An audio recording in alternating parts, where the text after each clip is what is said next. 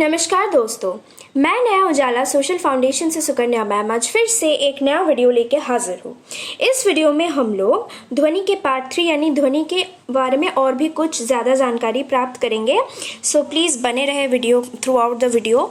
So how human hears ear, इसमें हम लोग जनरली बात करेंगे कि कैसे मनुष्य कान सुनते हैं या फिर कोई साउंड प्रोड्यूस होता है तो how do we recognise that sound, इस चीज़ के बारे में हम लोग बात करेंगे। सबसे पहले तो इस चीज़ को जानने के लिए इट इज़ इम्पॉर्टेंट कि हम लोग जो ईयर्स के स्ट्रक्चर है, जैसे कि वीडियो में बताया जाएगा, तो एयर के स्ट्रक्चर को भी बढ़िया से अगर हम लोग समझते हैं then it becomes very easy for us to understand कि कोई भी बाहर में साउंड प्रोड्यूस जो होता है वो साउंड को हम लोग कैसे सुनते हैं।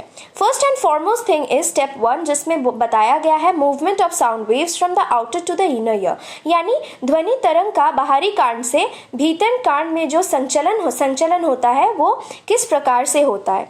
When a sound occurs, it enters the outer ear, also referred to as the pinna or auricle.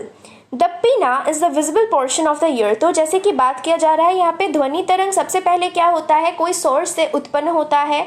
उत्पन्न होने के बाद वो जो साउंड वेव्स है वो हमारे आउटर ईयर से मिडिल ईयर तक ट्रैवल करती है। तो ये है हमारे ईयर के स्ट्रक्चर जैसे दिखाया गया है। आउटर ईयर में ऑरिकल आपको जैसे दिखा गया है is a cartilaginous structure that is present in our year.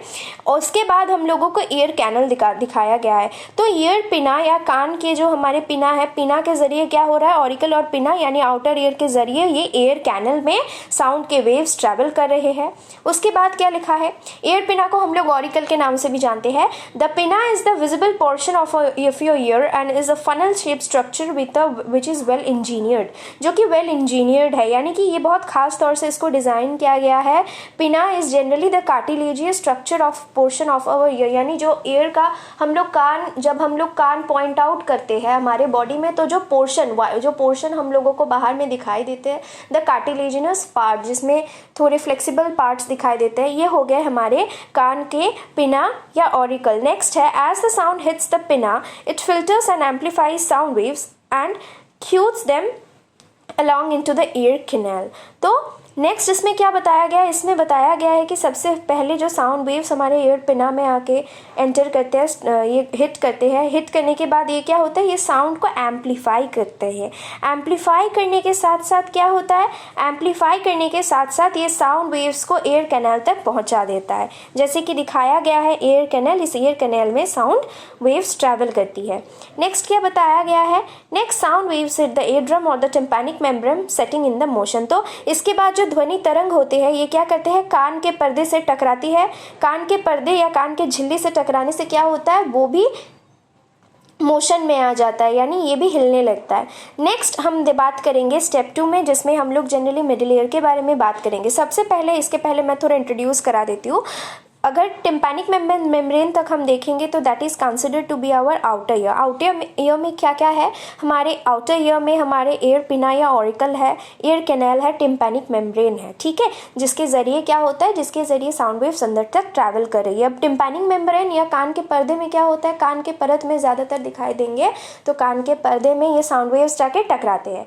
टकराने से ये जो टिम्पैनिक मेम्ब्रेन है ये भी क्या होता है, ये भी वाइब्रेशन में आ जाता है। इसके बाद हम लोग इनर ईयर का बात करेंगे तो OSSICLES ऑसिकल्स, यानी ईयर ऑसिकल्स या ईयर की हड्डियाँ 3 बहुत पतले पतले बहुत डेलिकेट हड्डियाँ होते हैं जो कि कान में मिडिल ईयर में या मध्यम भाग में कान का मौजूद है, जिसको हम लोग malleus MALLEUS malleus incus INCUS incus और स्टेपीज के नाम से जानते हैं। इसको टुगेदर साथ में हम लोग ईयर ऑसिकल्स के नाम से जानते हैं, ठीक है। और जो स्टेपीज है ये ओवल विंडो से कनेक्टेड है। तो ये 3 क्या होता है, टिम्पैनिक मेम्ब्रेन जैसे वाइब्रेशन में आ जाती है, तो उसके बाद ये 3 ईयर का जो बोन्स है इसमें ये वाइब्रेशन ट्रांसफर होती है। चलिए आगे पढ़ते हैं क्या लिखा है। Sound moves through the middle ear, ध्वनि मध्यम कान से होकर गुजरता है। Behind the ear drum is the middle ear. In this part of the ear's autonomy sound waves are anatomy, sound waves are amplified before they are delivered to the inner ear. The eardrum is attached to a chain of 3 small bones known as the ossicles. जिसको हम लोग ossicles जैसे कि बताइए ossicles के नाम से जानते हैं। The bone directly attach to the eardrum is the malleus, मतलब जो कि ईयरड्रम से एकदम पूरा सटा हुआ है वो है, उसको हम लोग मैलियस या हैमर बोलते हैं, इसको हथौड़ा बोलते हैं, ठीक है। Next which is connected at its other and is the incus, तो हैमर के यानी कि हैमर या फिर हम मैलियस के जो दूसरे छोर पर उपस्थित है वो है इनकस, या फिर इसको हम लोग एनविल के नाम से, नेम्स बहुत ज़्यादा इंपॉर्टेंट है, please like go through the names. Malleus जिसको हम लोग हैमर बोलते हैं, इनकस जिसको हम लोग एनविल के नाम से जानते हैं, और इसके बाद क्या है, इसके बाद स्टेपिस जिसको स्टीरअप या फुट प्लेट बोलते हैं। क्यों फुट प्लेट बोलते हैं, इसको हम लोग फुट प्लेट या रकाव के नाम से जानते हैं क्योंकि ये जो स्टेपीज है ये ओवल विंडो से कनेक्टेड है। अब क्या होता है, जैसे कि वाइब्रेशन आ जाते हैं, द लास्ट बोन जो है ये मिडिल ईयर को इनर ईयर से कनेक्ट करता है। जो फर्स्ट बोन है मेलियस, ये आउटर ईयर को, जैसे कि दिखाया गया है मेलियस जो दिखाई दे रहा है ये क्या कर रहा है, ये आउटर ईयर को, बाहरी जो आउटर ईयर है auricle ear canal tympanic membrane को मिडिल ईयर के साथ जोड़ती है। और जो लास्ट बोन दिखाई गई है स्टेपीज जिसका बात कर रहे हैं, दिखाया गया है पॉइंट आउट करके, ये स्टेपीज क्या कर रहा है, जो इनर ईयर है जिसमें कॉक्लियर नर्व वगैरह यूस्टेशियन ट्यूब दिखाए गए हैं, इसमें क्या है, ये इनर ईयर के साथ हमारे मिडिल ईयर को कनेक्ट करती है। अब जैसे ही ये so basically this 3 bones perform a connecting functions, तो ये 3 बोन जैसे कनेक्ट करती है, क्या होता है, वाइब्रेशन ये मिडिल ईयर से होके इनर ईयर तक पहुंचती है। तो मेलियस, इनकस, ये वाइब्रेशन टिम्पैनिक मेम्ब्रेन में जब होती है, ये 3 जो इंटरनल बोन्स है ये भी वाइब्रेशन में आ जाते हैं। फिर क्या होता है, the orientation of the 3 bones allow them to function as a lever amplifying the sound energy as it moves from the relative large tympanic membrane to relatively small oval window। अब amplitude जैसे कि हम बात करें, मतलब कितना ऊपर, अगर हम लोग एक स्ट्रेट लाइन कंसिडर करेंगे तो वो amplitude is considered to be the height, generally basically height of the sound wave is considered to be the amplitude, that how much length it is going, कितना ऊपर तक जा रहा है, कितना छोटे वेव्स बन रहे हैं। छोटे वेव्स बनेंगे तो एम्पलीट्यूड ऑब्वियसली कम होगा, अगर बड़े वेव्स बनेंगे तो एम्पलीट्यूड ज़्यादा होगा। तो एम्पलीट्यूड जो है, ये एम्पलीट्यूड को इंटेंसिफाई करने का काम भी ये एयर ऑसिकल्स करते हैं। So next, moving to the next step, sound moves through the inner ear, the cochlea, आंतरिक कान या कॉक्लिया से होकर the sound enters। इसमें क्या है, vibration from the stepes push on the oval window and set up pressure waves in the fluid filled cochlea. The snail shaped inner ear that contains the organ or the corti.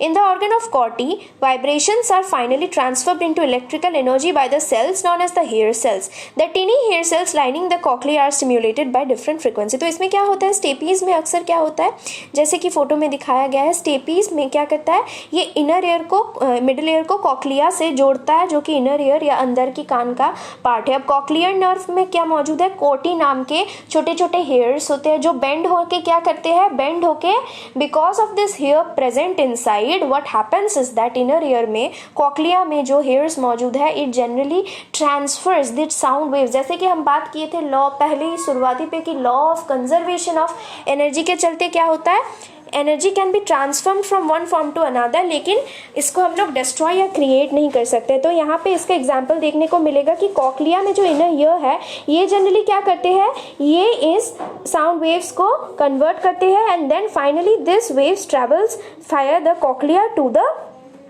outer ear। So last step हम लोग एक बार go through कर लेते हैं। Your brain interprets the signal. One sound is converted to the electrical signal in the cochlea. These signals travel via a complex circuit of an auditory nerve pathway to the auditory cortex and other parts of the brain that regulate the awareness and sensory perception। यानी ये एक pathway के जरिए काम करता है। हमारा brain क्या करता है, अल्टीमेटली ये जो आपको कॉक्लिया दिखाई दे रहे हैं, कॉक्लिया जैसे ही साउंड को इंटरप्रीट करके कॉक्लियर नर्व के जरिए ये हमारे ब्रेन में जैसे ही ये इंटरप्रिटेशंस को भेजता है, तो हमारा ब्रेन इंटरप्रेट करके बता देता है कि what sort of sound is made over, या कैसे कैसे साउंड्स हो रहे हैं। So this was about how कि हम लोग कैसे सुन सकते हैं। Always refer to the pictorial part if you definitely want to understand this more broadly. अगर आपको वीडियो अच्छा लगे so please do like, share and subscribe Naya Ujala social foundation for more such interesting videos. Thank you.